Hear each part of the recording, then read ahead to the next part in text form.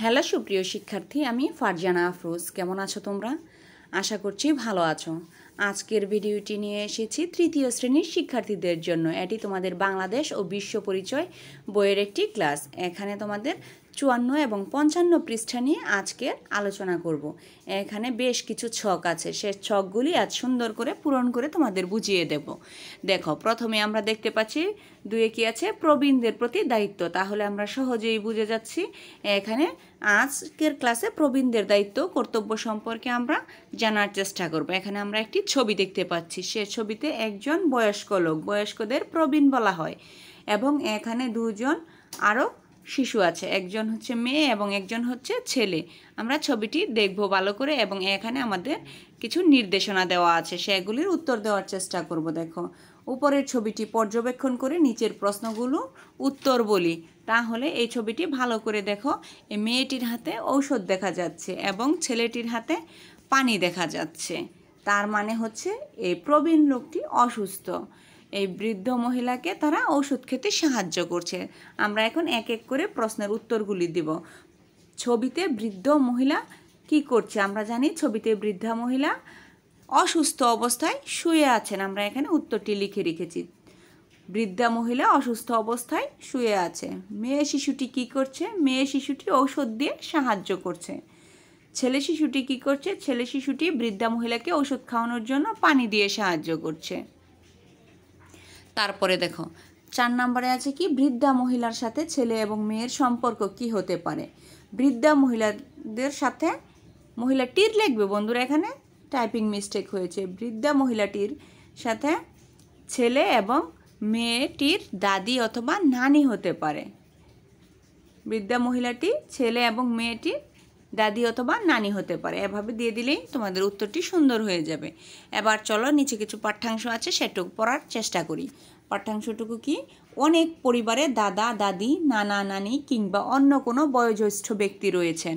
পরিবারের এসব প্রবীণ সদস্য আমাদের নিকট পরম শ্রদ্ধেয় ও সম্মানীয় ব্যক্তি। এরা আমাদের অত্যন্ত স্নেহ করেন এবং আমাদের কল্যাণ কামনা করেন। তারা আমাদেরকে যত্ন সহকারে লালন পালন করেছেন, আদর স্নেহ করেছেন, তাই আমরা তাদের নিকট কৃতজ্ঞ। তাদের কেউ কেউ বয়সের কারণে অনেক দুর্বল, তারা স্বাধীনভাবে চলাফেরা করতে পারেন না। অনেকে অন্যের সাহায্য ছাড়া নিজের কাজকর্মগুলো করতে পারেন না। তারা অনেক সময় নিঃসঙ্গতায় ভোগেন, তাই তাদেরকে ভালোবাসতে হবে, সঙ্গ দিতে হবে, গল্প করতে হবে এবং বেড়াতে নিয়ে যেতে হবে। প্রয়োজনীয় সব ধরনের সাহায্য সহযোগিতা করতে হবে এবং তাদের উপদেশ মেনে চলতে হবে।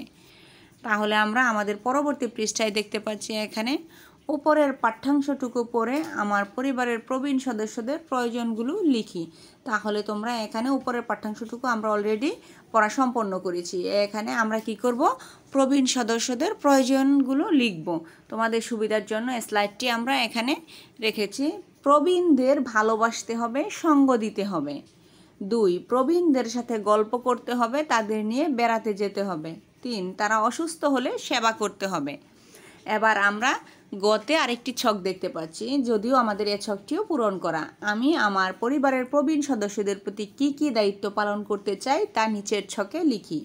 1, আমি প্রবীণদের নিয়ে বিকালে হাঁটতে যেতে চাই।